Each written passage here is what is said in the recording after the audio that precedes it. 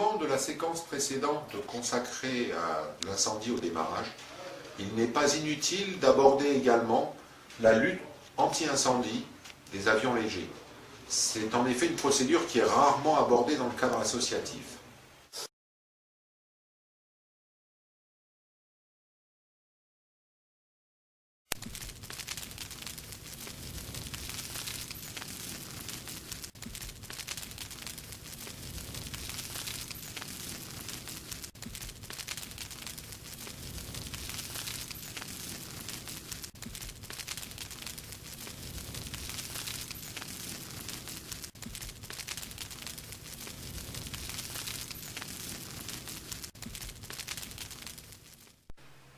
Les feux se divisent en 5 catégories différentes qui sont en fonction de la nature du ou des combustibles qui ont pris feu. Les feux de type A concernent les matières solides. Ce sont des matières solides telles que le bois, le carton, le papier et certaines matières plastiques. En tout cas, le dénominateur commun à ces matières-là étant le fait qu'elles contiennent de la cellulose. Les avions en bois étoile sont effectivement susceptibles d'avoir des incendies de type A. Les incendies de type B concernent les incendies de matières liquides, mais sont des matières liquides comme les carburants, les huiles, etc. Donc les avions d'aéroclub sont aussi affectés par ce type de feu. Les feux de type C sont des feux de matières gazeuses, en particulier des feux de butane, de propane. Théoriquement, ce genre de gaz est interdit dans les hangars des aéroclubs et a fortiori dans les avions aussi. Donc les feux de type C, on y est rarement confronté en aéroclub. Quant aux feux de type D, ce sont les feux de métaux, de matières métalliques ou de revêtements métallisés. Alors certains aéroclubs ont des avions, comme les TB par exemple, qui sont des avions à structure métallique et à revêtement métallique. Donc selon les avions de la flotte, on sera davantage susceptible d'être soumis à des feux de type A ou à des feux de type D. Quant aux feux de type E, ce sont tous les feux d'origine électrique. Alors évidemment, tous les avions sont susceptibles d'être un jour ou l'autre soumis à ce type de feu, puisqu'ils ont tous un système électrique à bord.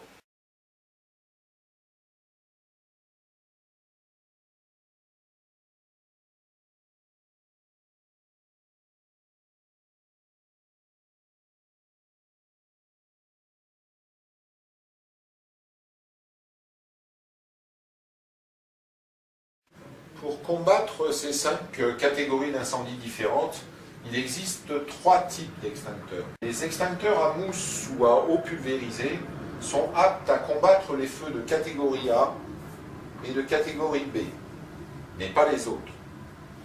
Les extincteurs à poudre, eux, sont aptes à combattre les feux des catégories A, B, mais également les feux de catégorie C. Quant aux extincteurs à gaz carbonique, eux, ils ne combattent que les feux des catégories B, C et E.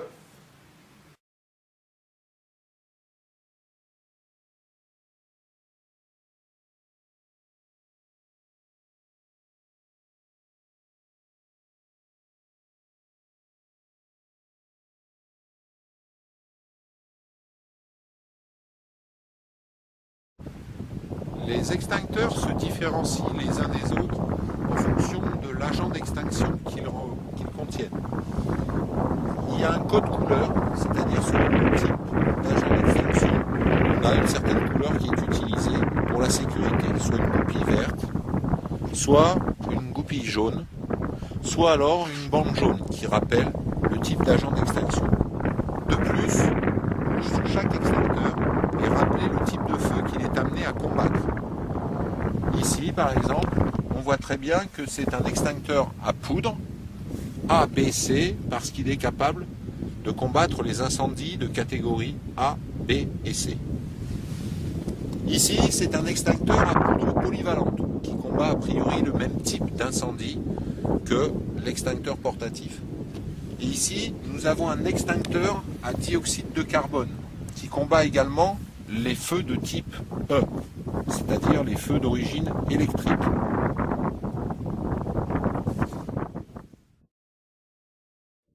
La nature de l'embout permet aussi de reconnaître le type d'extincteur auquel on a affaire. Ici, les bus très fines servent pour les extincteurs à poudre ou à mousse, alors que les bus très larges servent pour les extincteurs à gaz carbonique. Pour terminer, voyons la manière la plus efficace de combattre un début d'incendie sur un avion. Pour commencer, il faut se rappeler qu'il ne faut jamais manœuvrer l'hélice à la main pour dégager les entrées d'air de l'appareil, car rien n'assure que, dans la précipitation, les clés de contact ont bien été retirées.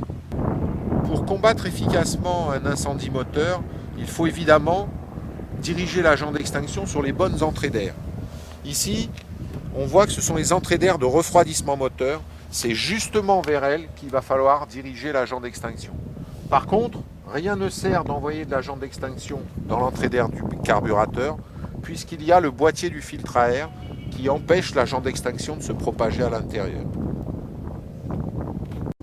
Il est également possible de diriger l'agent d'extinction à travers les ouvertures où passe le pot d'échappement. Mais surtout pas à l'intérieur de l'échappement lui-même, puisque les chicanes rendraient la propagation de l'agent d'extinction complètement inefficace. Les incendies de trains d'atterrissage sont généralement dus à un échauffement excessif des disques de freinage. Donc dans ce cas, rien ne sert de diriger l'agent d'extinction sur les capotages. On peut coucher la bouteille au contraire et aller diriger l'agent d'extinction directement sur les disques de frein.